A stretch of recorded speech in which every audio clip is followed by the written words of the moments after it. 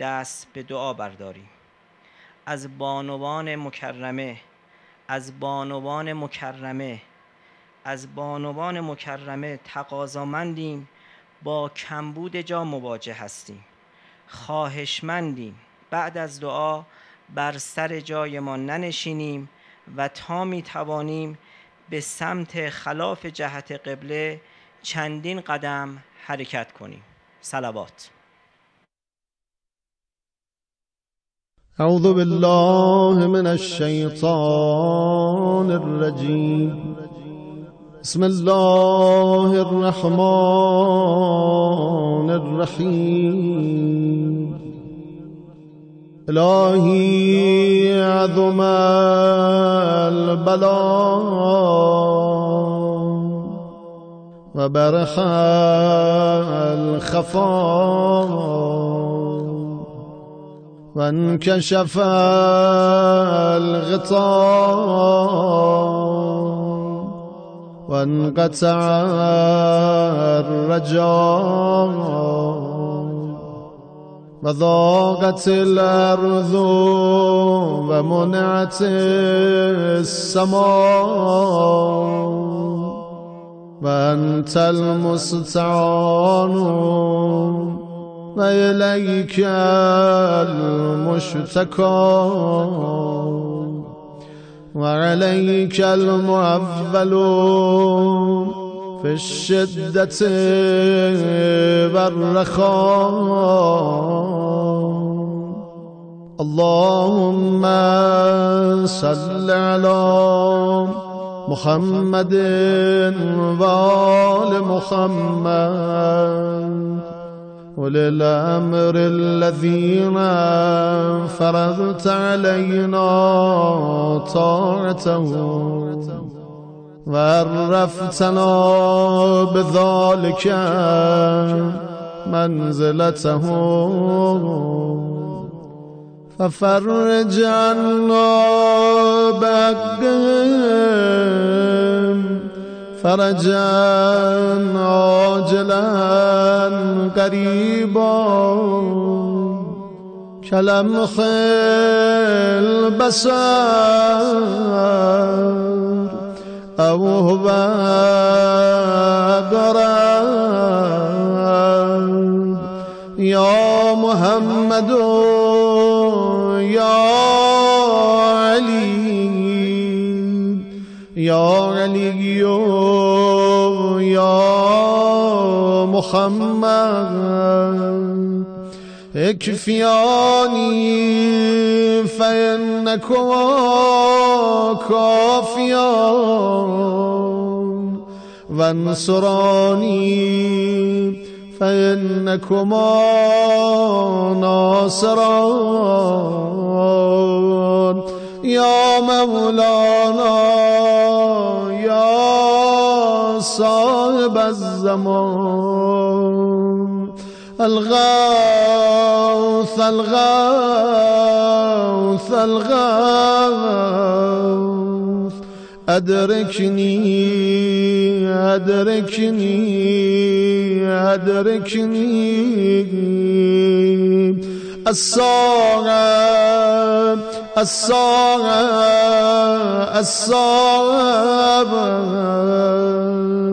العجل العجل العجل یا ارحم الراحمین بحق محمد و آله الطاهرین. اللهم صل على محمد وآل محمد. اللهم صل على محمد وآل محمد. اللهم صل على محمد وآل محمد. اللهم صل على محمد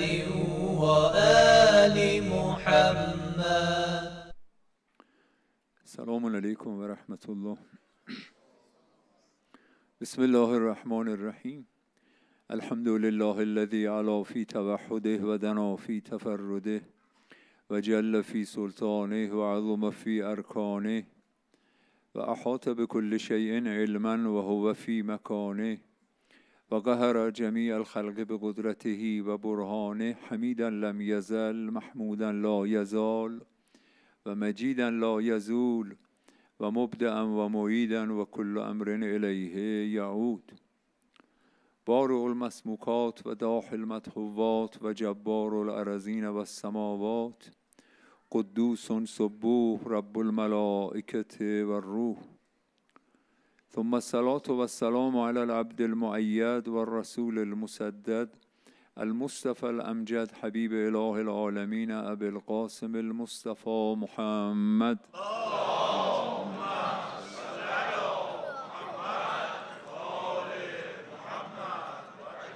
و علی آله الطیبین الطاهرین المعصومین المکرمین المنتجبین، لا سیما الکهف الحسین و غیاث المستر المستکین، بقیت الله فی الارضین و لعنت الله علی اعدائهم اجمعین من الآن الی لقاء یوم الدین. السلام علیک یا ابا عبدالله و علی الارواح التي حلت بفنائک. علیک منی سلام الله ابدا ما بقیت و بقی اللیل و النهار ولا جعله الله آخر العهد منی لزیارتکم. السلام علی الحسین و علی علی ابن الحسین و علی اولاد الحسین و علی اصحاب الحسین. زنده در هر دو جهان نیست مگر کشته دوست.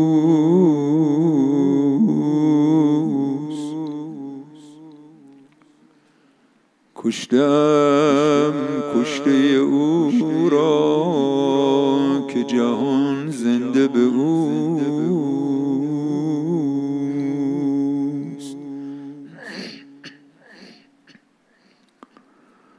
ذات الله صمد را احدی پی نبرد.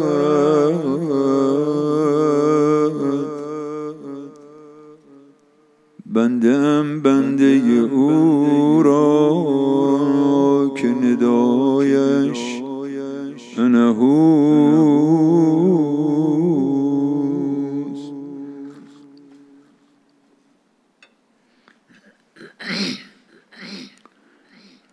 از در دوست در آن جلوه دوست ببین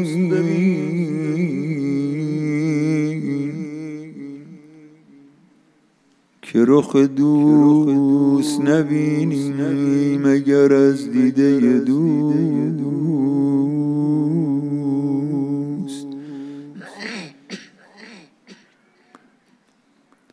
خضر ما تشنه دریا شد و ما تشنه وی.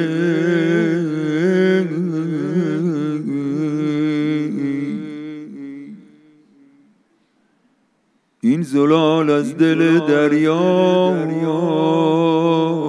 که ما را بسبود.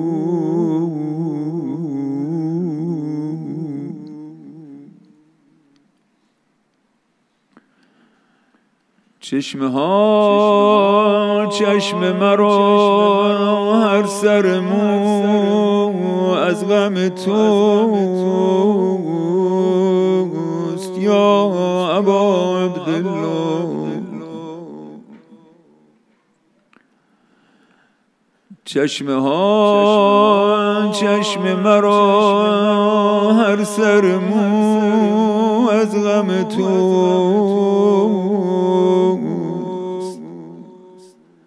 ای که در باغ تنت چشمه خون هر سر مو.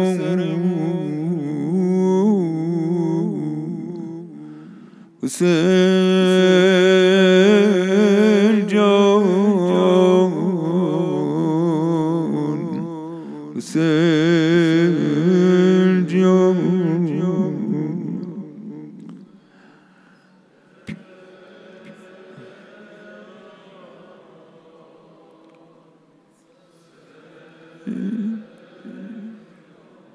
پیش ما از همه سو قبله به جز روی تو نیست.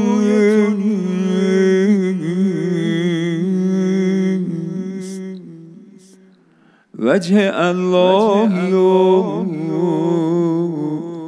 روی تو عیان از همه سو.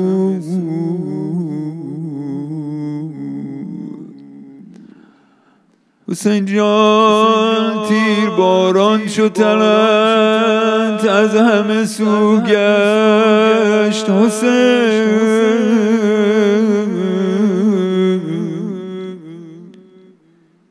سوی حق روی دلت از همه و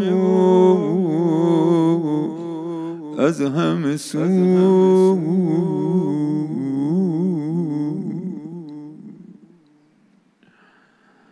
سجده بر خاک تو شایسته بود وقت نماز.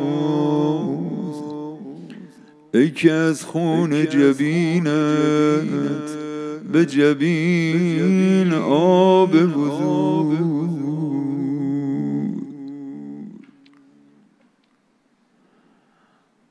بر لب خشک تو جیهون رود از چشم ترم.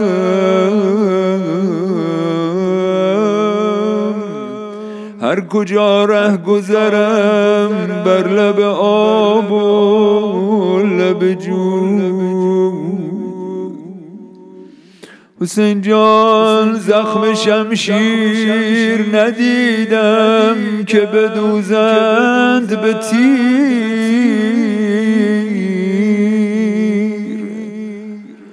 جز جرات عروب تو که این گونه رفوز. جز جرات عروب تو که این گونه رفوز. تشنه اطفال تو در بادیه مردند و هنوز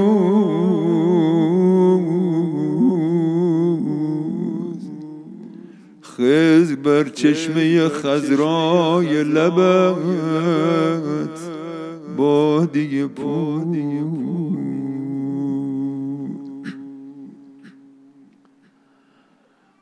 حسین جان ناوکم بر دهن آید که نگویم به کسی. اصغرت راز کمان تیر سپهلو به گلو.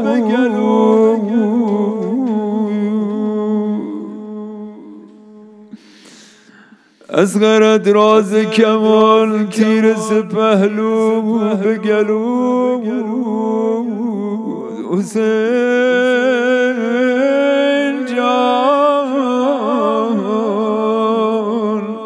حسین جان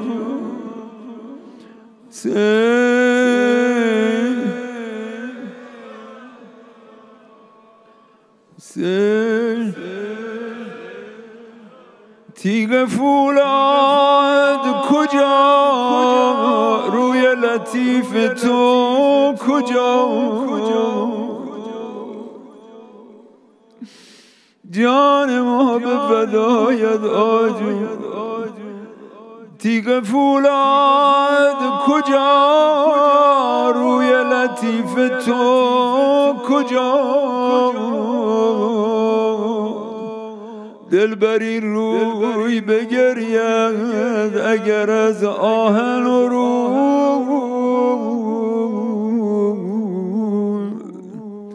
السلام علی الجیوب المزرجات. سلام بر آن گریبانایی که امروز از شدت مصیبت چاک زده شد. السلام علی النفوس المستلمات. سلام بر اون جانایی که راه چاره از همه طرف به روشون بسته بود. السلام علی الشفاة الذابلة، سلام بر اون لبان خشکیده‌ای که قطره آب به اونا نرسید. السلام علی الدماء السائلة، سلام بر اون خونای مطهری که امروز رو خاک کربلا ریخته شد. السلام علی الشیب الخضیر، امروز ها سلام بر اون محاسن خونالو.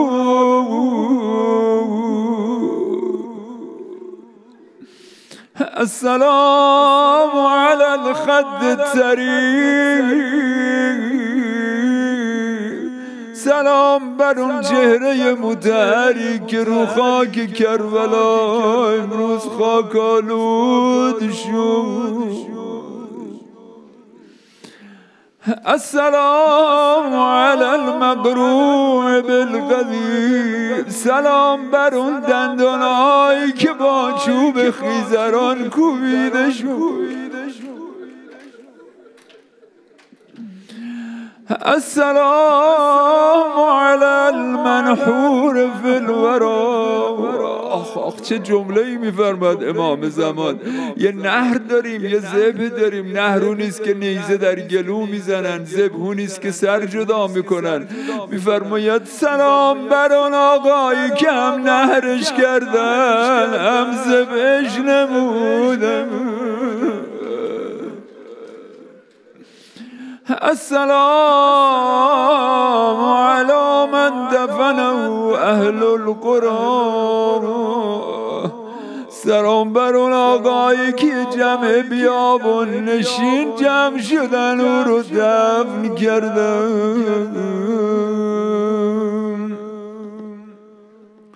صلی الله علیک یا ابا عبدالله، اثار روح مطهر اون حضرت و شهدای کربلا صلواتی ختم.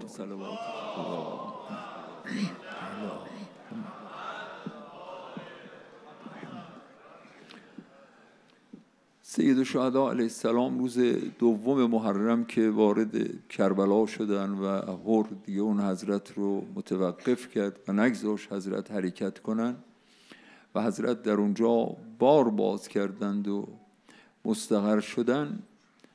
2 نامه نوشتن در یک خط.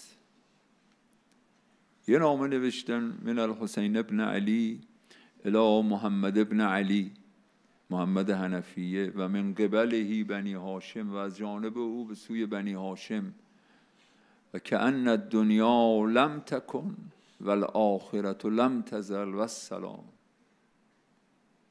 دنیا گویا اصلا وجود نداشته و آخرت همیشه بوده است.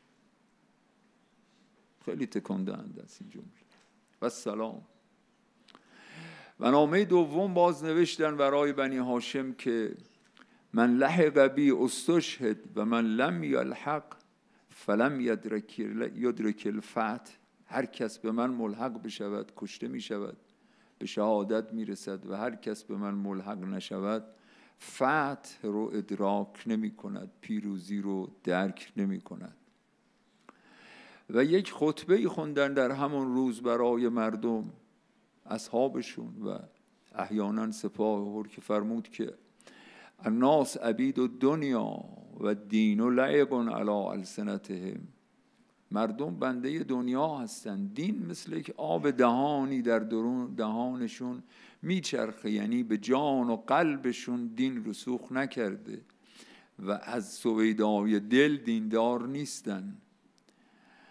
درت معایشهم، اینها این دین رو دارن تا وقتی که دنیاشون به کار است و به راه است. زاویه دین و دنیاشون که پیدا نکنه اظهار دینداری میکنن فاذا محسوا بالبلا، وقتی که امتحان پیش میاد، راه دین و دنیا از هم جدا می شود، فرمود قلت دیانون، اون وقت دیگه دیندار و دینداران بسیار کمند. و از روز دوم به بعد سپاه کوفه همینطور اضافه می شود، 2000 3000 4000 از کوفه برای اونها مدد می رسد. اما برای خیمگاه ابی عبدالله نه، یکی دو نفر اگر بتوانند از حلقه محاصره رهایی پیدا بکنن، خودشون رو به سید الشهدا برسانن. تا دیروز عصر که سید الشهدا جلوی خیمهشون یه خواب سبکی حضرت رو بوده بود و دیروز شمر وارد صحرای کربلا شد با امر عبیدالله در رأس یک گروه، بعضی نقل‌ها 4000 نفر، بعضی نقل‌ها 6000 نفر. و عبیدالله به شمر، به عمر سعد دستور داد که من عذری برای تو از جهت کثرت سپاه باقی نگذاشتم، این امر من که بهت رسید تکلیف رو یکسره کن، یا حسین تسلیم میشه یا این که با او به جنگ، و سر او رو برای من بفرست و بدن او رو زیر سم اسبان قرار بده. و به شمر هم گفت اگر عمر سعد قبول نکرد گردنش رو بزن و خودت فرماندهی لشکر رو به عهده بگیر. شمر نامه عبیدالله رو به عمر سعد ارائه داد، گفت حالا چه میکنی؟ گفت نه، من خودم امیر لشکر هستم. و همون دیروز عصر لشکر جنبش کرد و حرکت کرد به سمت خیام ابی عبدالله. سید الشهدا جلوی خیمه خواب سبکی حضرت رو بوده بود. بی بی زینب سراسیمه دوید برادر جان برخیز. حضرت برخواستن، فرمود که الان جدم رسول خدا رو در خواب دیدم که فرمود انک سائر الینا عن قریب، تو به زودی به سوی ما خواهی آمد. بعد قمر بنی هاشم را صدا کرد، فرمود یا اخی ارکب بنفسی انت، عباس جان جانم به فدایت، برو ببین چی شده اینها، چرا یه همچین حرکتی کردن. قمر بنی هاشم آمد، گفتن امر امیر است، یا تسلیم بشید یا برای جنگ آماده باشید. فرمود صبر کنید من برم جواب بیارم. آمد خدمت سید الشهدا. حضرت فرمودن که اگر میتوانی یک امشب رو از اینها مهلت بگیر، کارزار ما رو با اینها به فردا بیانداز. خدا میداند که من نماز، استغفار، تلاوت قرآن رو بسیار دوست دارم. قمر بنی هاشم آمد پیغام حضرت رو گفت. اول میخواستن موافقت نکنن، بعد خود فرماندهان لشکر ملامت کردن خودشون رو، گفتن اگر کفار روم و دیلم از ما این تقاضا رو میکردن قبول میکردیم، این پسر دختر پیغمبر یه شب مهلت میخواد. گفتن پس وعده ما فردا، و لشکر عقب نشست. خب شب که شد، بعد از نماز سید الشهدا اصحاب رو به خیمه خودشون دعوت کردن و در اونجا حمد و ثناء بلیغی ایراد کردن و فرمود که من اصحابی از اصحاب خودم بهتر سراغ ندارم. و این یه مدالی است برای شهدای کربلا که از اصحاب پیغمبر اکرم حتی اصحاب امام زمان برترن و هیچ خانواده ای از خانواده خودم و خاندان خودم نیکوکارتر و وفادارتر نمیشناسم. بعد فرمود من از جدم پیغمبر شنیدم که سأساق الی ارض یقال لها کربلا، من به سوی یک سرزمینی رانده میشوم که اونجا رو بهش میگن کربلا و استشهد فیها، در اون سرزمین به شهادت میرسم. و قد قرب الموعد، این وعده پیغمبر نزدیک شده. و فرمود که من بیعتم رو از همه شما برداشتم، بروید این تاریکی شب رو یه مرکب رهواری بگیرید و بروید. و حضرت در طول این سفر بارها این فرمایش رو به اصحاب کرده است که پالایش میکند اصحاب رو و اونهایی که دیگه خالص و ناپسند بمانن. لذا از سپاه ابی عبدالله هیچ کس به سمت سپاه کوفه نرفت، ولی از سپاه کوفه آمدن. و همه اینها قبلا اونایی که رفتنی بودن رفته بودن. در دیشب احدی از اصحاب حضرت خارج نشد، با اینکه حضرت گفتن من بیعتم رو برداشتم.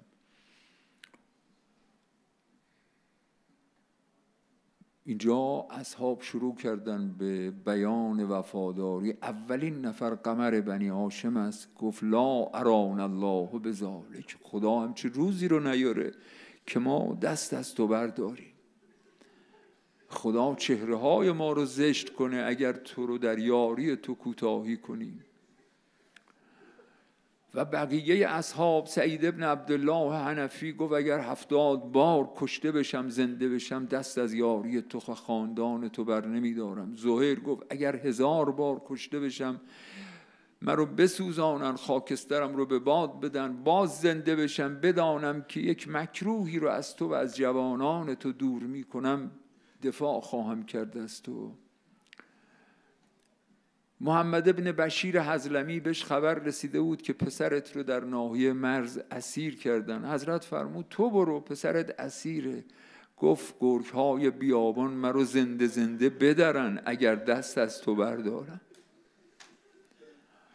وقتی همه اظهار وفاداری کردن، حضرت فرمود که پس بدانید غداً اقتل و کلکم تقتلون، فردا هم من کشته میشم هم شما. تا این رو حضرت فرمود خروش از اصحاب برخاست، الحمدلله علی هذه الکرامه، ما حمد میکنیم خدا رو بر این کرامت. یعنی مقایسه کنید، برترین اصحاب در اسلام شهداء اصحاب جنگ بدرن. خدا برای اینها میفرماید در قرآن چی؟ و تودون ان غیر از ذات شوکته. اینا به هوای به اصطلاح قافله تجاری اومدن، احتمال میدادن جنگ بشه ولی دوست داشتن جنگ نشه، فقط غنیمت نصیبشون بشه. اما شهداء کربلا میگن الحمدلله علی هذه الکرامه که ما در رکاب تو کشته میشیم. وقتی حضرت گفتن که همه کشته میشویم، خب مجلس ادب، پیرمردها جلو نشستن، بعد جوانها. حضرت قاسم یه طفل 13 ساله است عقب صف نشسته، براش سوال پیدا شد. عمو گفت همه کشته میشیم. سر زانو بلند شد گفت یا عم انا فی من یقتل، آیا منم جزو اونایی هستم که کشته میشن؟ حضرت دلشون سوخت، یه نگاهی از روی رحمت بش کردن. فرمود که کیف الموت عندک، عزیزم تو اول بگو مرگ در ذائقت چطوره؟ گفت احلا من العسل، از عسل شیرین. فرمود آری، بعد از این که به یه بلاء عظیمی دچار شدی. بعد فرمود حتی علی اصغرم کشته میشه. قاسم گفت مگه لشکر به خیام حرم میریزن؟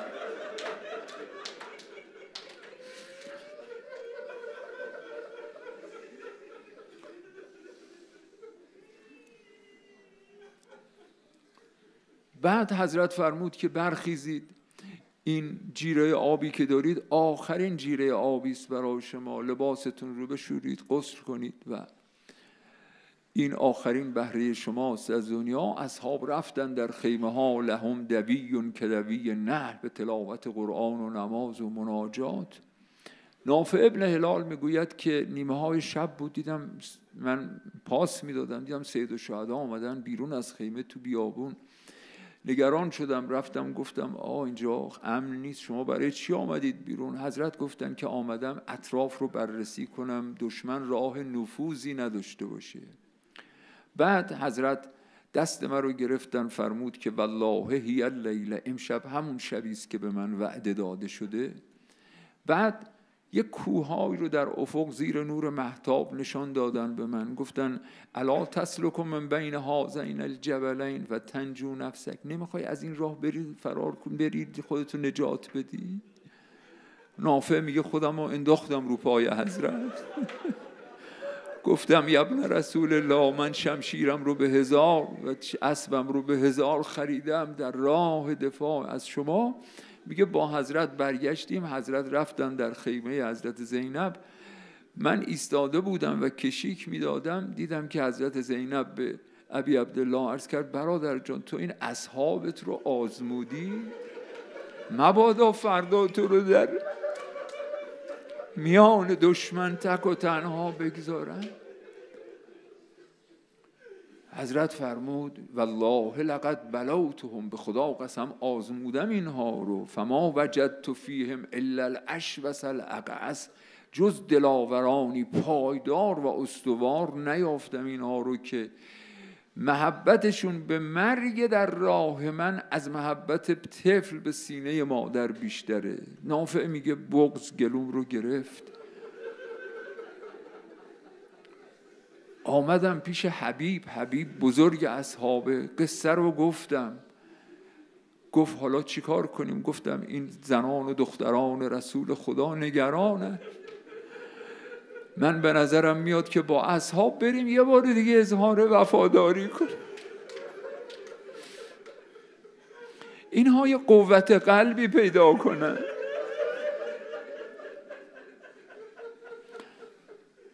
حبیب صدا زد یا حملت القرآن، اصحاب از خیمه ها ریختن بیرون. به بنی هاشم گفت با شما کاری ندارم، شما برید مشغول استراحت باشید. به اصحاب قضیه رو گفت، اینها گفتن به خدا قسم، به اون خدایی که بر ما کرامت کرده که ما در این موضع و جایگاه باشیم، اگر آقا اجازه بده ما همین الان حمله میکنیم به دشمن. حبیب گفت بیایید با هم بریم دست جمع اظهار وفاداری کنیم. نافع میگوید آمدیم با اصحاب پشت در خیمه مخدرات. حبیب گفت که ای دختران رسول خدا و ای خاندان امیرالمؤمنین، اینها جوانان و سربازان شما هستند که برای اظهار وفاداری باز خدمت شما رسیدن و قسم خوردن که شمشیر و نیزشون رو جز در سینه و گردن دشمنان شما فرود نیاورند. میگوید که در این هنگام یکی از اون مخدرات گفت ایها الطیبون حاموا عن بنات رسول الله، ای پاک مردان از دختران پیغمبر دفاع کنید، از زنان حرم رسول خدا دفاع کنید. میگوید همه گریان برگشتیم. قبل از صبح سید الشهدا فرمود که من در خواب دیدم که سگ‌هایی به من حمله کردند و یه سگ سیاه و سفیدی، این حملهش از همه بر من بیشتر است و گمان میکنم کسی که امر قتل من رو به عهده میگیرد شخصی است که به مرض برص دچار است. و فرمود جدم پیغمبر رو در خواب دیدم که فرمود حسین جان تعجیل کن که افطارت امشب در نزد ما باشد. تا صبح شد اذان. در طول این سفر ابو سمامه ساعدی مؤذنه، اذان رو او میگوید، اما امروز ابی عبدالله گفتن علی اکبر اذان بگی.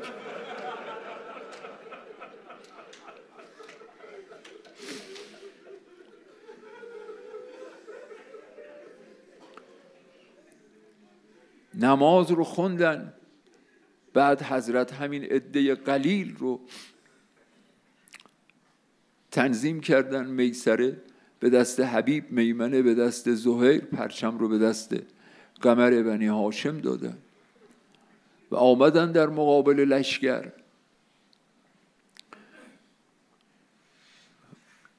چند تا خطبه خوندن. یکی از مشهورترین خطبه ها، حضرت با لباس امامه پیغمبر رو به سر کردن، رداء پیغمبر رو پوشیدن، رو ناقه رسول خدا نشستن و برای مردم آمدن صحبت کنن. مردم هله میکردن، ولوله میکردن که حضرت نتونه صحبت کنه. فرمود وای بر شما، ساکت باشید، من میخوام برای شما چیزی که موجب هدایت شماست بگویم. مرحوم عاشق عباس قمی وقتی داستان سفر حضرت رضا رو بیان میکند که حضرت وقتی وارد نیشابور شدن جمعیت کثیری اجتماع کردن، بسیار فراوان، 2 نفر از علماء نیشابور آمدن کنار کجاوه حضرت و درخواست کردن، گفتن ابن رسول الله اگر ممکنه این پرده کجاوه رو کنار بزنید، ما جمال شما رو ببینیم و یه حدیثی از اجدادتون، از جدتون رسول خدا برای ما بیان کنید. حضرت پرده کجاوه رو که کنار زدن، جمال حضرت که نمایان شد، مردم از شدت شوق و عظمت حضرت رضا ولوله می‌کردن شدید. حضرت هم منتظر بودن اینا ساکت بشن اون حدیث سلسلة الذهب رو بیان کنن. اینجا همین 2 عالم بلند شدن در میان مردم که ای مردم، پیغمبر رو در ذریه او آزار ندید، ساکت بشید، میخواد حضرت رضا حدیثی بخواند. اینجا مرحوم عاشق عباس یه گریز میزنه، میگه کاش روز کربلا هم روز عاشورا یکی بود. وقتی ولوله میکردن میگفت پیغمبر رو در حق فرزندش رعایت کنید، بذارید حرفشو بزن. بالاخره خودشون همدیگر رو ملامت کردن، ساکت شدن. حضرت فرمود که آیا مرا نمیشناسید؟ من پسر دختر پیغمبرم که روی زمین پسر دختر پیغمبری غیر از من وجود ندارد. من جدم رسول خداست، پدرم امیرالمؤمنین اول مسلمان و اول مجاهد است، مادرم فاطمه زهراست، حمزه سید الشهدا عموی منه، جعفر طیار که با 2 بال در بهشت پرواز می کند عموی من است. آیا نشنیدید این روایت رو که پیغمبر فرمود الحسن و الحسین سیدا شباب اهل الجنه؟ اگه قبول ندارید، هستن هنوز کسانی که این روایت رو خودشون از پیغمبر شنیدن. برید از جابر ابن عبدالله بپرسید، برید از سهل ابن سعد ساعدی بپرسید. گفتن ما نمیفهمیم اینا چیه میگید، یا باید به امر امیر سر فرود بیاری. حضرت فرمود هرگز من چنین کاری نمی کنم و فرار نمی کنم مثل بندگان و با همین اصحاب قلیلم و قلت ناصری که دارم می جنگم. بعد در ضمن خطبه مطالب دیگری فرمود و این جمله تاریخی خودش رو بیان کرد سید الشهدا: الا و ان الدعی ابن الدعی قد رکزنی بین اثنتین. این نابکار فرزند نابکار ابن زیاد من رو بین 2 چیز مخیر کرده، شمشیر و ذلت. و هیهات من الذلت، ذلت از ما خیلی دور است. ابالله و رسوله و نفوس ابیه و انوف حمیه. خدا و رسول عبا دارد که ما تن به ذلت بدیم، اون نفوس عزتمند عبا دارن. و حجور تابت و طهرت، اون دامنهایی که ما در اون دامنها پرورش پیدا کردیم عبا دارن ما تن به ذلت بدیم. من در دامن فاطمه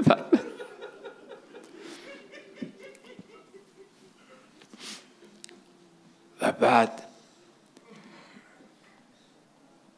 عمر سعد تیری در چله کمان گذاشت، به لشکر گفت شاهد باشید اولین کسی که تیر می اندازد به سمت حسین من هستم. و تیر انداخت، تیر باران شروع شد و در همون حمله اول بیشتر اصحاب افتادن، یعنی 50 نفر اونجا از دنیا رفتن، از اصحاب به شهادت رسیدن. اون وقت شروع شد یعنی ابی عبدالله چه کرده امروز، چه کعبه، یعنی در صفت همه انبیا ظاهر شده است، یعنی در صفت آدم ظاهر شده است که و علم آدم الاسماء کلها، که گفت پروردگار با جبریل گفت رب العالمین بهر امروزت همی خواندم امین. رو نظر کن خیل مستان مرا گل رخان مهپرستان. برو ببین اون روز که گفتم شما من یه چیزی میدونم شما نمیدونید، حالا برو نگاه کن ببین چه خبر است. در صفت نوح ظاهر شده است که ان الحسین سفین مصباح الهدى و سفینة النجات. در صفت ابراهیم ظاهر شده است که پسر قربانی کرده. در صفت موسی ظاهر شده است که در طور اگر او مناجات کرد، ابی عبدالله در کربلا الهی رضا به رضایک مناجات کرده. همه عبادات رو ابی عبدالله امروز انجام داده، نماز خونده، روزه گرفته، چیزی نخورده بود ابی عبدالله. حج کرده، اصلا کعبه بنا کرده. اگر در حج بین صفا و مروه 7 دفعه سعی میکنن، ابی عبدالله صفا خیمگاه، مروه قتلگاه 70 بار رفته و آمده، بالین هر جنازه‌ای و هر شهیدی خودش رو رسانده است. اون وقت اصحاب اینجا مراتب وفاداری. اولا تا وقتی که بودن اجازه ندادن بنی هاشم میدان برن، گفتن هر وقت ما نبودیم شما برید. وقتی مسلم ابن اوسجه این پیرمرد افتاد روی زمین، ابی عبدالله با حبیب آمدن بالای سرش، این دوتا با هم رفیق بودن، حبیب و مسلم. حبیب به مسلم رمقای آخر رو میکشید، گفت اگر میدونستم بعد از تو زنده میمونم میگفتم هر وصیتی داری بگو. گفت تنها وصیتم اینه که دست از این آقا بر ندار. گفت چشمت روشن باشه، همینطور خواهد. عابس ابن شبیب شاکری وقتی آمد میدان، آقا شجاع کوفه است، کسی اصلا جلوش نمی آمد، از دور سنگش می زدن. این لباسشو در آورد، کلاه خودو در آورد، برهنه شد. وقت آن آمد که من عریان شوم، تن نهاده جملگی من جان شوم. وقتی اون جوان رو سرش رو پرتاب کردن به سمت خیام حرم، مادرش سرش رو برداشت بوسید، گفت منو روسفید کردی در برابر پسر پیغمبر، اما پرتاب کرد سمت دشمن، گفت ما چیزی که در راه خدا دادیم نمیگید.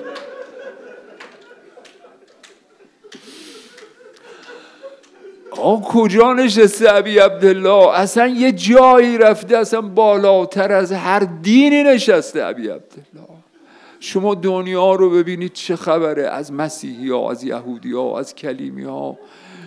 امروز چه کرده این آقای مجیدی، کلیپش رو شاید دیده باشید، میگه رفته بودیم تبت، اونجا که همه بودایی نشین است، میگه روز عاشورا بود، یه وقت دیدیم یه گروهی افتادن دارن سینه میزنن.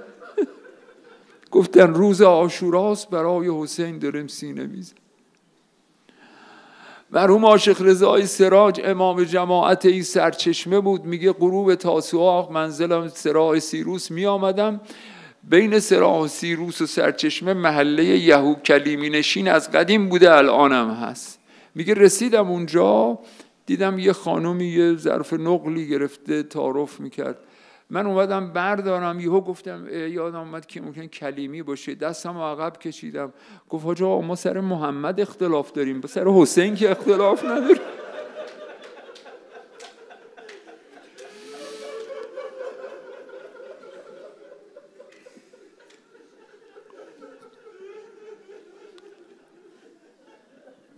تا وقت نماز شد، ابو ثمامه ساعدی آمد خدمت حضرت، گفت یا ابن رسول الله وقت نمازی با شما بخونیم. حضرت فرمود ذکرت الصلاة، یاد نماز کردی، جعلک الله من المصلین. ببینید با این لشکر صحبت کنید، یه جنگ و ساعتی متوقف کنن نماز بخوانیم. حبیب آمد که میخوایم نماز بخوانیم، متوقف کنید، آتش بس بدید. گفتن نماز شما قبول نیست. حبیب گفت که نماز پسر پیغمبر قبول نیست، نماز شما قبوله. اونجا حبیب با حسین ابن نمیر از فرماندهان لشکر درگیر شد. بالاخره حبیب اونجا به شهادت رسید.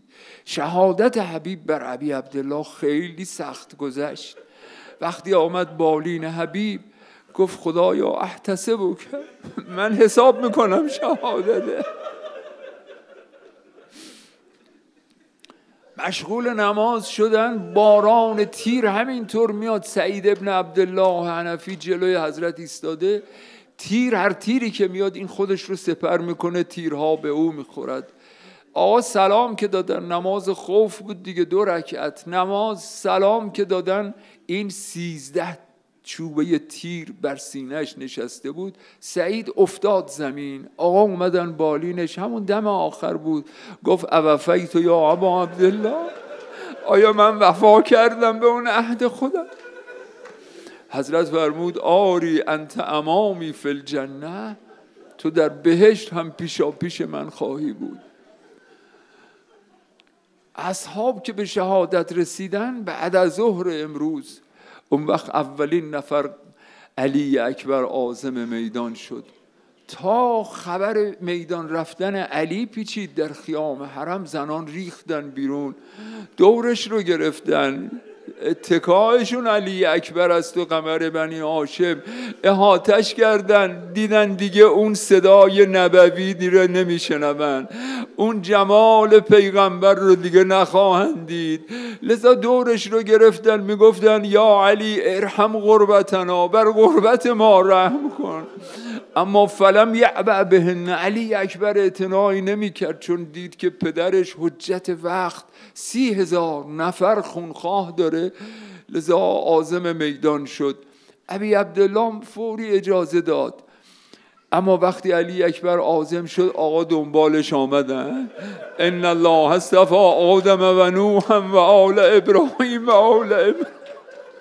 دلش آرام نشد، محاسنش رو دست گرفت، گفت خدایا شاهد باش، اشبه الناس به پیغمبر رو من دارم میفرستم به سوی اینا. بازم دلش آرام نشد، بالای بلندی که رسید گفت یا ای عمر صد، خدا رحم تو قطع کن.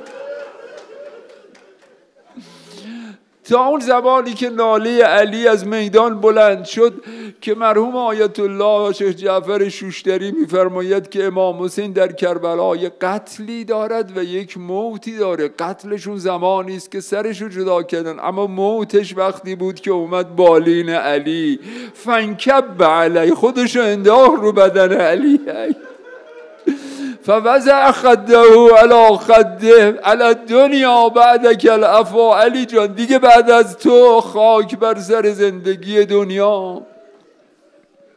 و بعد قاسم ابن حسن و همینطور اصحاب از بنی هاشم دارن میرن، یکی یکی به شهادت میرسن. تا همه رفتن، ابی عبدالله ایستاد وسط میدان، فنظر الی یمینه و یساره، یه نگاه به سمت چپ کرد، یه نگاه به سمت راست.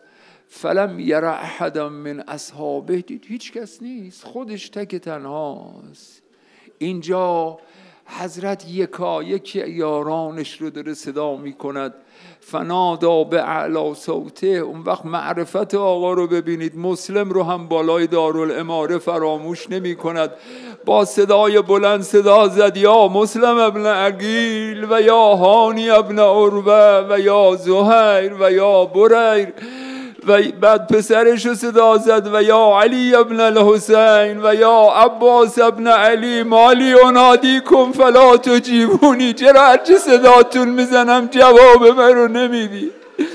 ام حالت مودتکم عن امامکم، مگه محبتتون از امامتون کم شده؟ برخیزید ایها الکرام، فهذه نساء الرسول، اینا دختران پیغمبرن که نالشون به آسمان داره میرسه از غربت و دوری شما.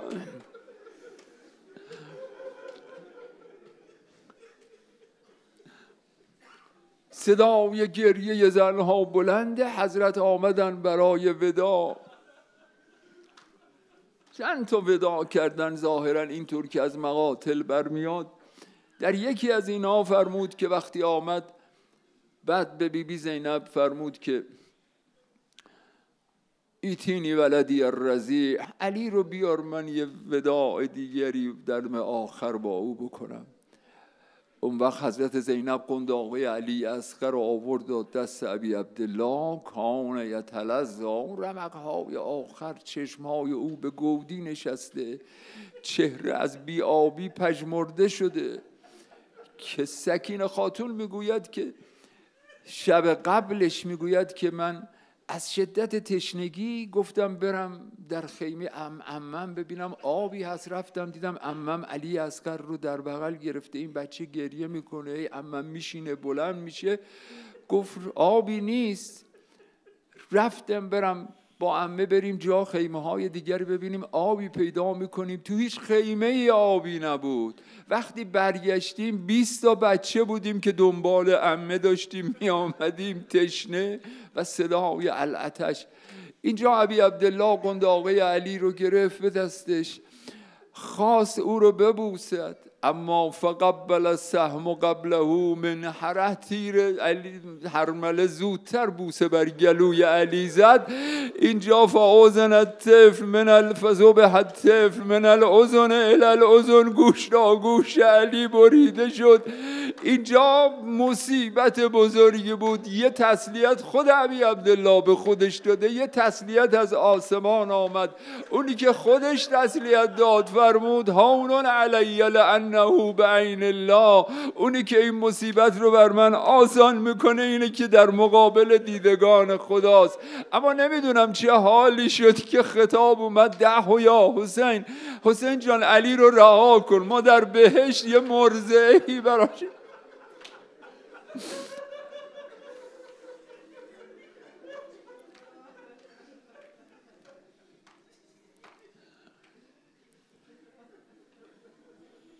امروز دیگه اون آخرین لحظات حضرت دیگه آمد، خودش تنها مونده. اون وداع آخر آمد دم خیام حرم و این وداع از سخت ترین صحنه ها بر خود ابی عبدالله این وداع است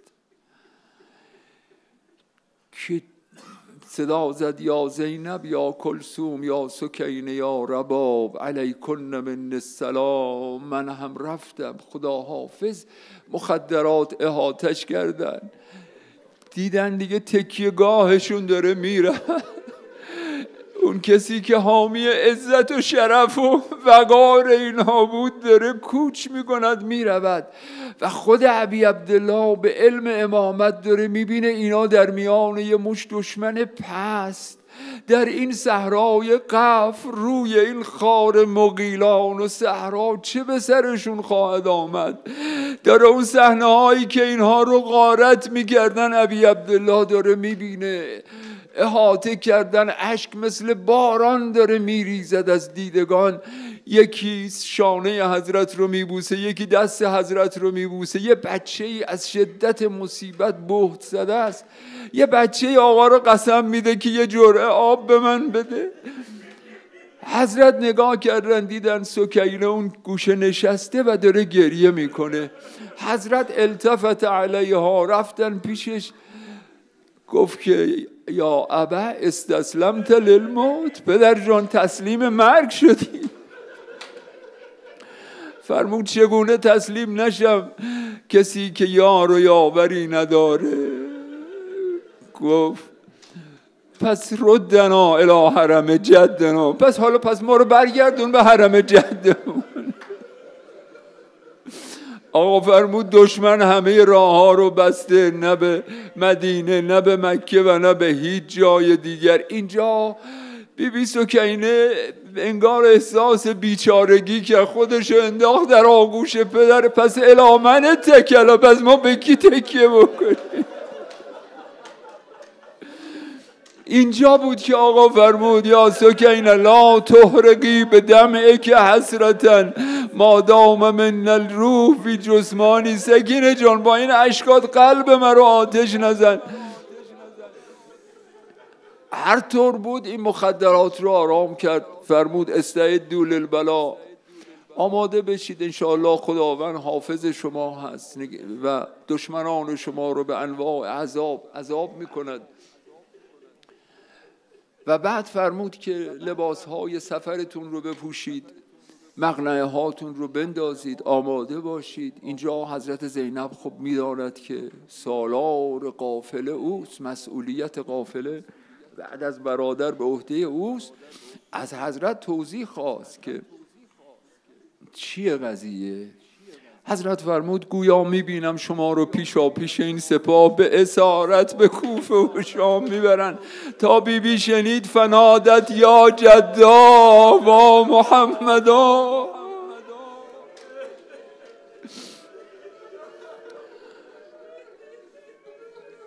آقا فرمود یا بنت المرتضی مهلا یا بنت المرتضی ان البکاء طویل. ای دختر علی آرامتر، حالا خیلی گریه در راه داری. بعد فرمود که یک لباس کهنه‌ای برای او بیارن. وقت که سوال کردن حضرت فرمود برای اینکه این لباس رو بعد از شهادتم از تن من بیرون. دوباره صدای گریه بلند شد، طوفان اشک و آه خیمه رو در بر گرفت. هر طور بود اینها رو آرام کرد حضرت. وقتی خواست عازم بشه حضرت زینب گفت اخی توقف حتی اتزود من نظری الی. حسین جان یه خورده دیگه وایسا بذار من بیشتر ببینمش. اینجا ابی عبدالله خب علاقه خواهر رو به خودش میدونه، ایستاد. حضرت زینب دست و پای او رو بوسه باران کرد. دید که زینب خیلی ناآرام است و این مسئولیت با اوست. اینجا اون دست امامت رو بر سینه حضرت زینب گذاشت. چه کرد نمیدونم، اما بیبی زینب گفت که یبن ای پسر مادرم، تب نفسن و قر عینن، دیگه خیال جمع باشه، چشمت روشن باشه، فانک تجدینی کما تحب، دیگه مرا همون جوری که دوست داری میبینی.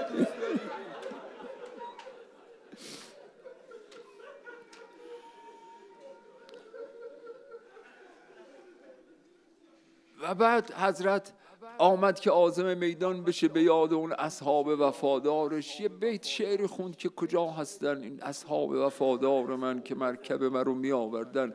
حضرت زینب شنید، رفت عنان ذوالجنا رو آورد، گفت حسین جان کیو صدا میکرد؟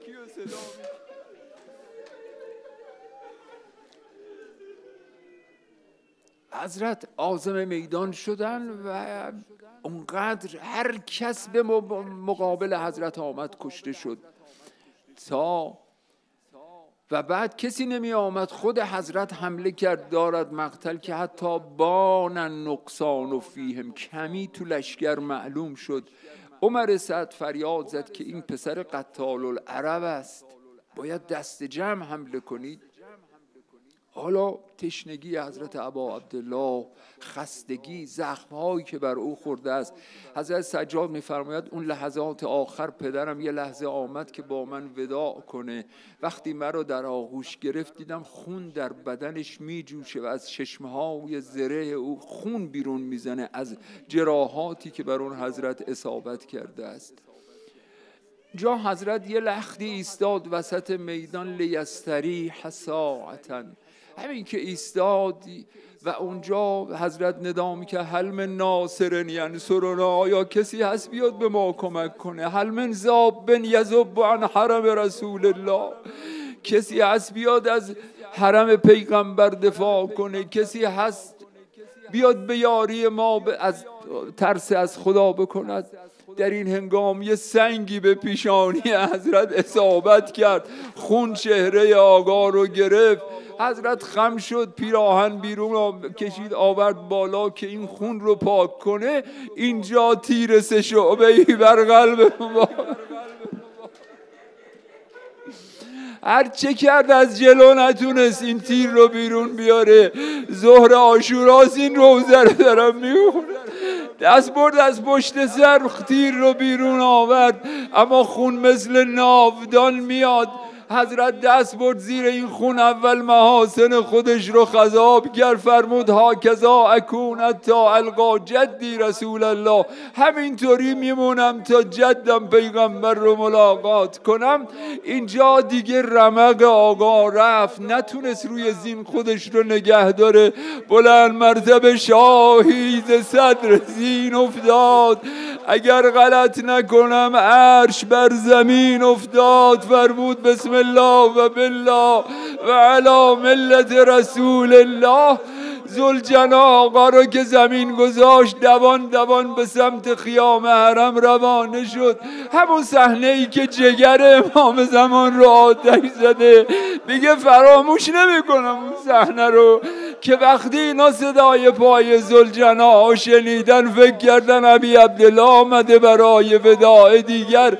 بیرون ریختن از خیمه ها، ذوالجنا رو دیدن، ناشرات شعور موها رو پریشان کردن، علل خدود لاتمات و بعد العز مزللات و الی مسرعک مبادرات. دوان به سمت قتلگاه روانه شدن.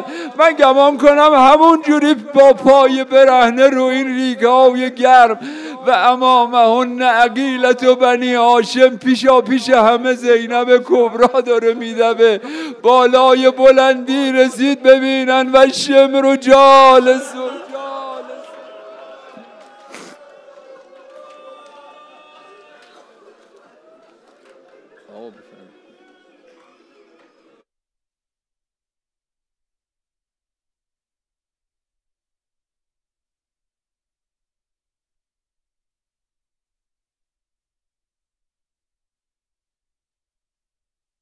سلام علیک یا ابا عبدالله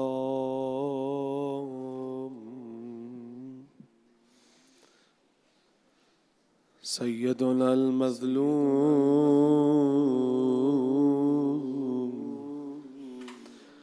یا ابا عبدالله.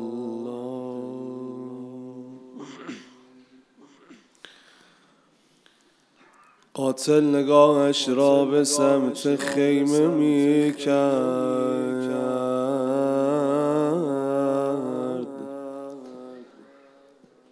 ای کاش که خنجرش را تیز می کرد. شم با چکمه به اطراف تنش زد.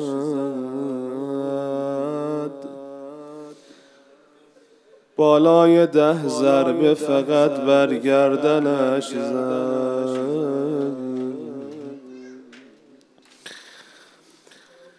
آقای ما را بین مقتل خسته کردند. او را به آه غربتش وابسته کردند. حسین جانم عزیز فاطمه، ظاهراً جدت هرش هم بود، پدرش بود و مادرش هم بود. وقتی افتاد روی گونه راس بین مقتل برادرش هم بود. جای سالم نبود در بدنش، سنگ میخورد و خواهرش هم بود. خواهرش قبل قاتلش آمد تا نفسهای آخرش هم بود. از همه دلخراش در این که دم گودال دخترش هم بود.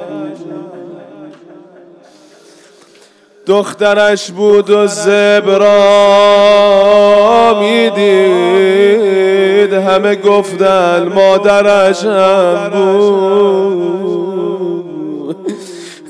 ای حسین جانم، حسین جانم، قریب گیر آوردنت جلو چشای مادرت، با هرچی میشد زدنت. قریب گیر آوردنت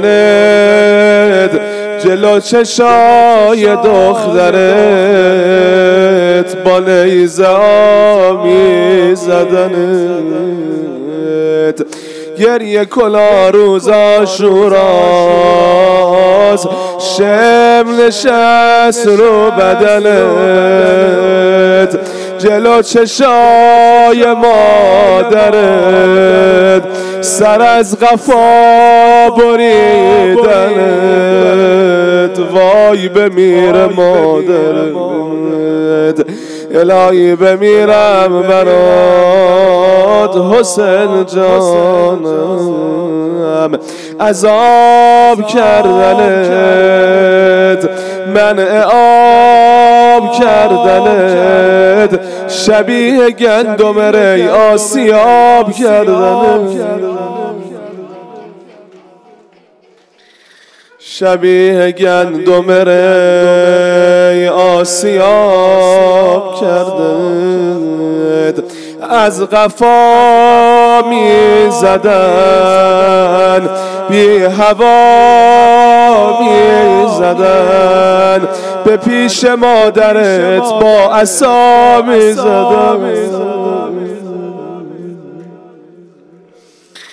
به پیش مادرت با عصا می‌زدن خودم دیدم یکی نیزه فرو کرد یکی هم در کنارت های و هو کرد غرورم زیر پا افتاد وقتی تو را با پای لحظش زیر و رو کرد ای حسین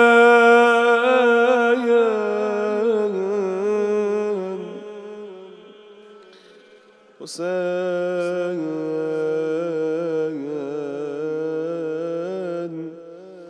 جانم تو را در ابتدا از حال بردن سپس با نیزه در گودال بردن همین که سر جدا شد از تن تو ز پای دخترت خلخال بردن همین که سر جدا شد از تن تو ز پای دخترت خلخال بردن چقدر شلوغ قتلگاه نمیرسه صداد نمیدونم حسین باید چیکار کنم برات لبای خشک تو شده مصیبت فرات عجب قیامتی شده غروب کربلا شبیه مادرم زدن تو را چه بی هوا به زیر چکمه های شم نزن تو دست و به زیر چکمه های شم نزن تو دست و منو به قصد کش زدن قدم کمونیه ببین که گوش دخترت رقیه خونیه دیدم تو دست ساربان ز تو نشونیه تمام دشت به حالم نظاره می کردن به یک دگر پی غارت اشاره می کردن برای غارت یک گوشواره ناچیز حرامیان به خدا گوش پاره می کردن حرامیان به خدا گوش پاره می کردن به یادرم ابی عبدالله همه با هم سه مرتبه یا حسین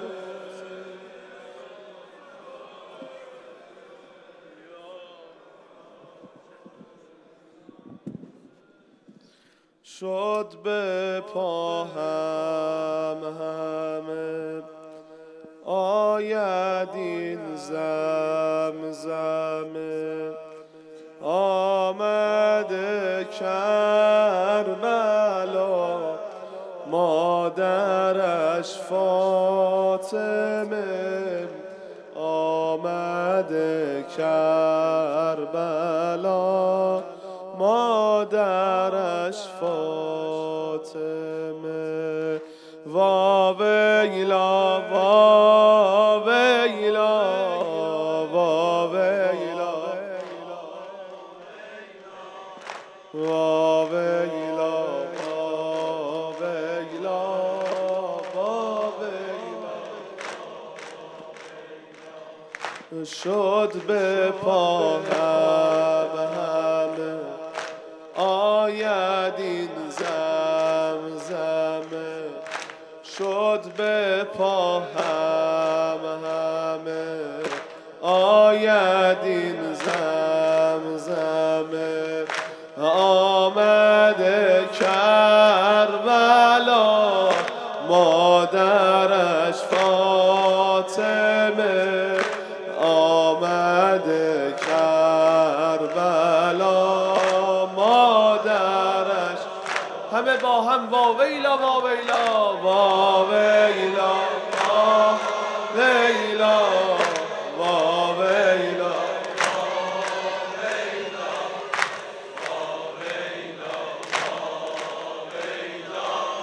وا ویلا من فدای تو جسم عریان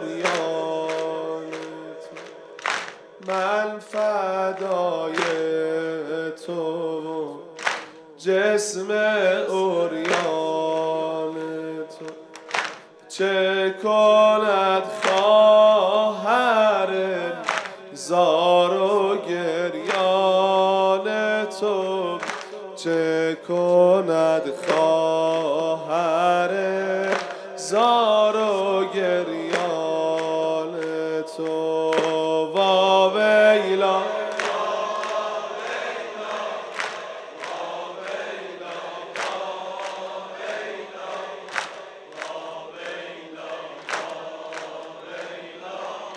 وا ویلا سبت خیر الورا میزند دست و پا سبت خیر الورا میزند دست و پا پیش مادر او میکنن سر جدا پیش مادر او میکنن سر جدا وا ویلا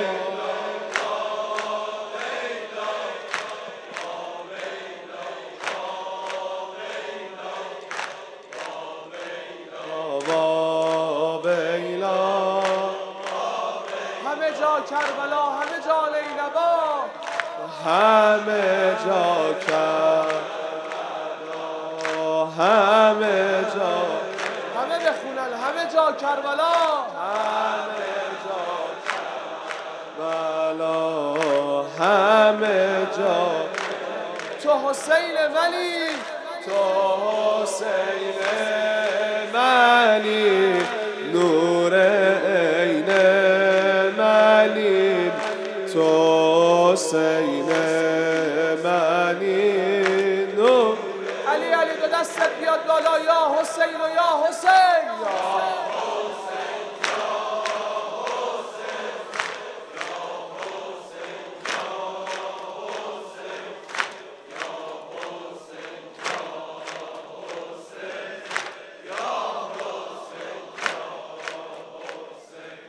حسین جانم همه هستم فدای تو حسین جانم همه هستم فدای تو تو میدانی که من هستم گدای تو بود شلق قبلگاهم کوی تو مولا حسین جانم حسین جانم حسین جانم جانم حسین جانم حسین جانم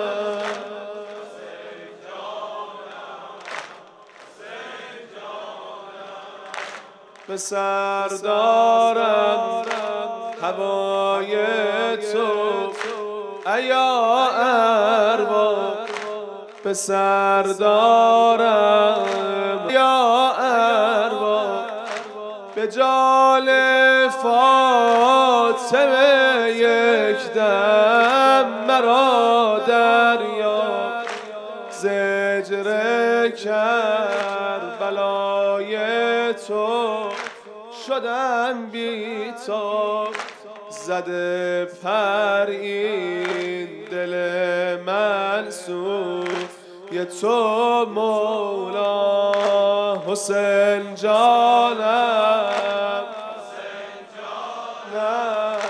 حسین جانم حسین جانم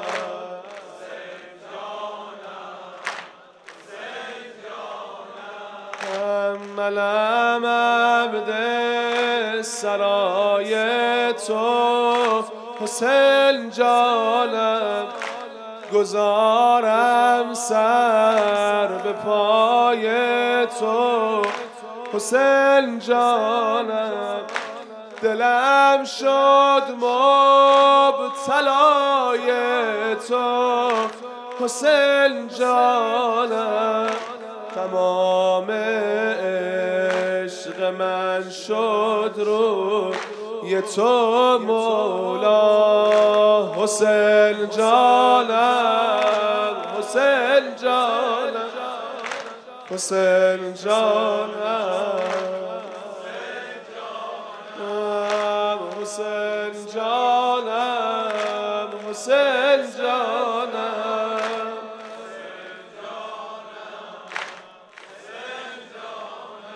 مظلوم مظلوم غریب بیکس عریان ابی عبدالله ابی عبدالله یا ابن الزهرا یک و تنها روز عاشورا یا ابن الزهرا و والما حاجات ما شفا بده مرزای ما رحم الله من نادا یا حسین یا حسین یا حسین شاه گفتا کربلا امروز میدان من است شاه گفتا کربلا امروز میدان من است عید قربان من است عید قربان من است مادرم زهرا در این گودال مهمان من است مادرم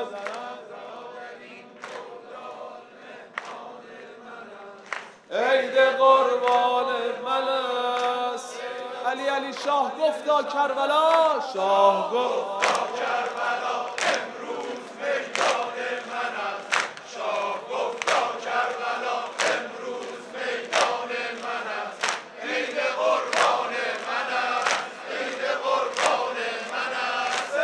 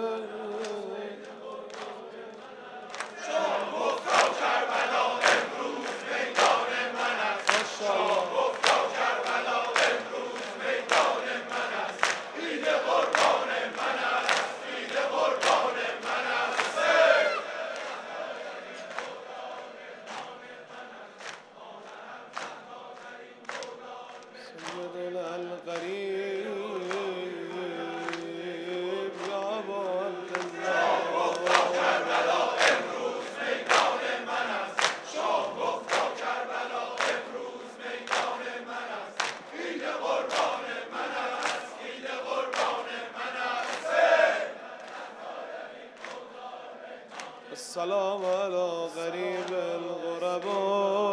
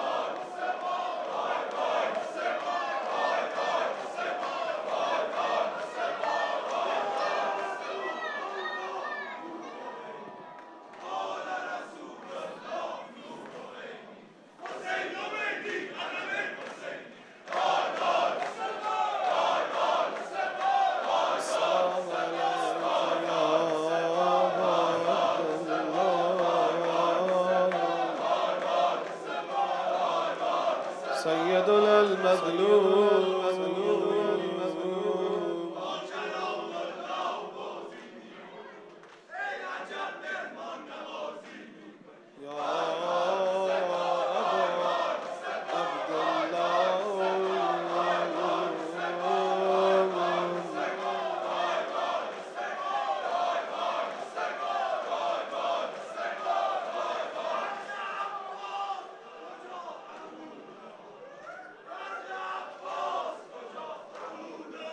السلام على الشيب الخديم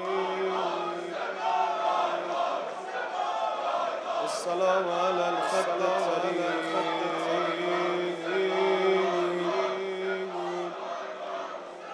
السلام على ساكن كربلاء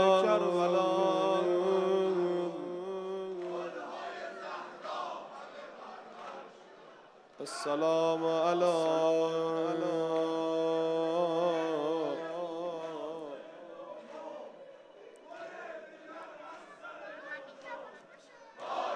السلام على خامس أصحاب الكزاب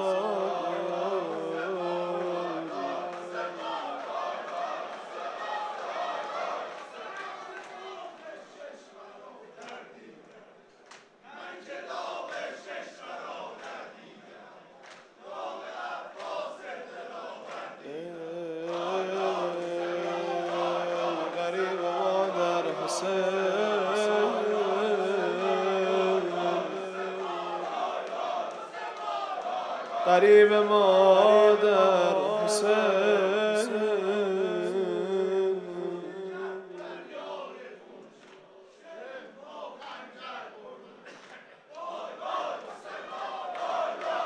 يا حسين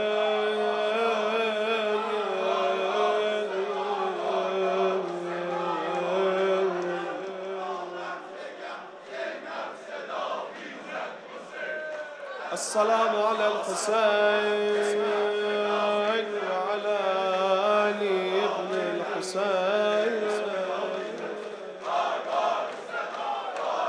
وعلى أولاد الحسين وعلى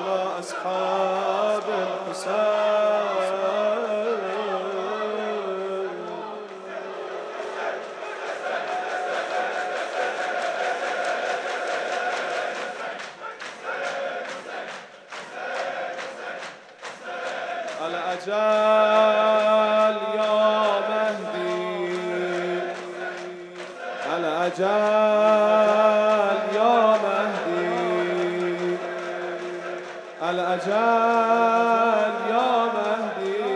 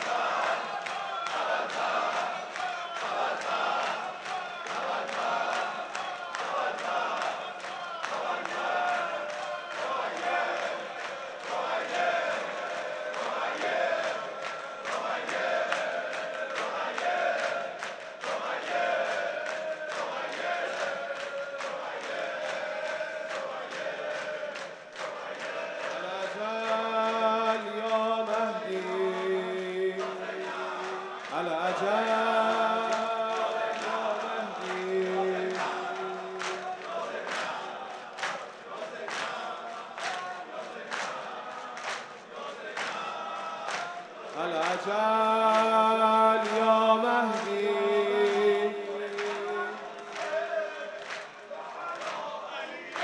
الأجل يا مهدي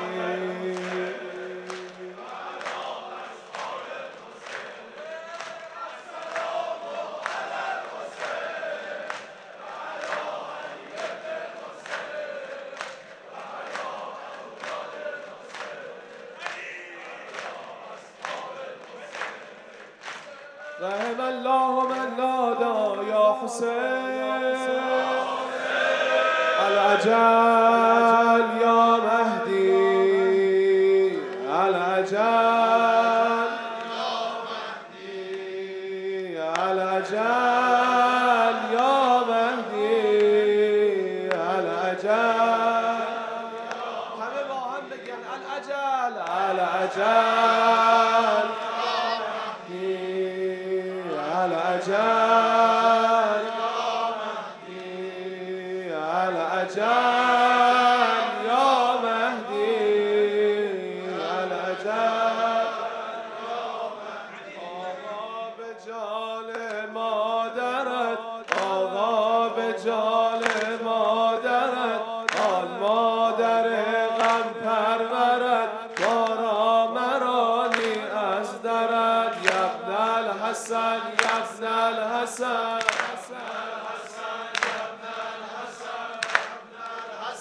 یبن الحسن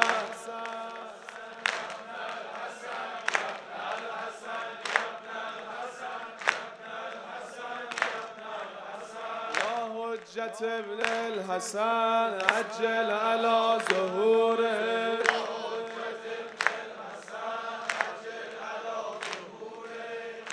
حجت ابن الحسن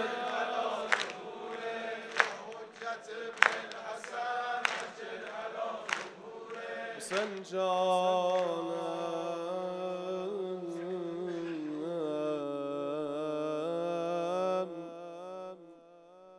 چقدر نام تو زیباست ابا عبدالله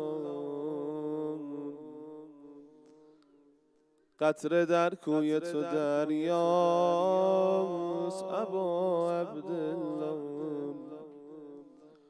آخر جلسه است آخرین برنامه دهه اول محرم این محفل و مجلس دیگه دارن سفره رو جمع میکنن حسین جانم هر که داد سلامی به تو و اشکش ریخت او نظر کرده زهراست ابا عبدالله مستجاب است دعا گوشه شش گوشه تو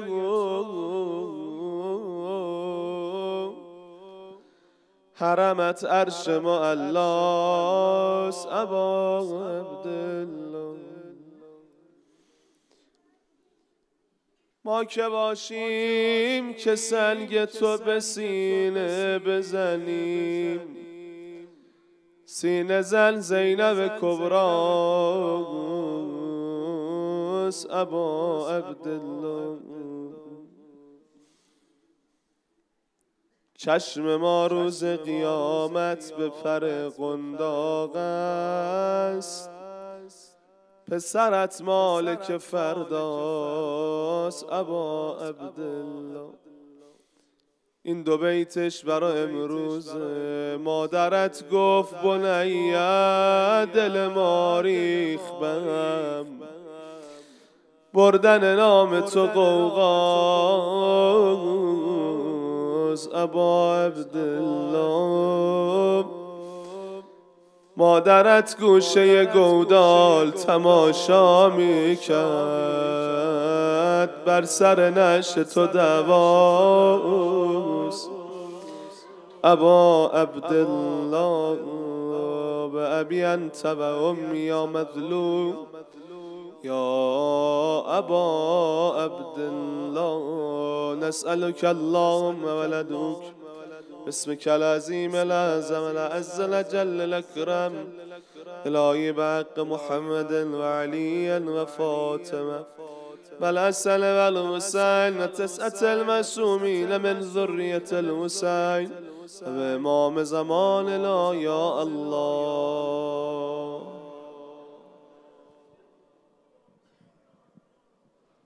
يا الله يا رحمن يا رحيم يا مقلب القلوب ثبت قلوبنا على دينك. فاكفنا يا قاضي الحاجات ويا كافي المحمات إنك على كل شيء قدير. اللهم عجل لوليك الفرج، اللهم عجل لوليك الفرج، اللهم عجل لوليك الفرج. توسلات از همه ما قبول بفرما، حوائج هممون برآورده به خیر بفرما. امواتمون سر سفره با کفایت ابی عبدالله مهمان بفرما. هممونو به کربلا برسان و عجل اللهم فی فرج مولانا صاحب الزمان.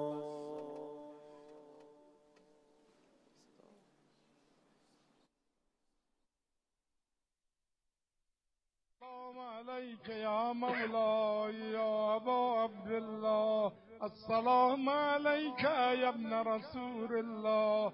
السلام عليك يا ابن أمير المؤمنين وابن سيد الوصيين ورحمة الله وبركاته. السلام عليك يا مولاي يا صامن الوجد يا علي بن موسى أيها الرضا ورحمة الله وبركاته. السلام عليك يا مولاي يا صاحب الزمان ويا خليفة الرحمن ويا إمام الإنس والجان عجل الله تعالى فرجه. السلام عليكم يا أهل بيت النبوة جميعا ورحمة الله وبركاته. نثار اموات مؤمنین مؤمنات على الخصوص اموات حاضرین و کسانی که در این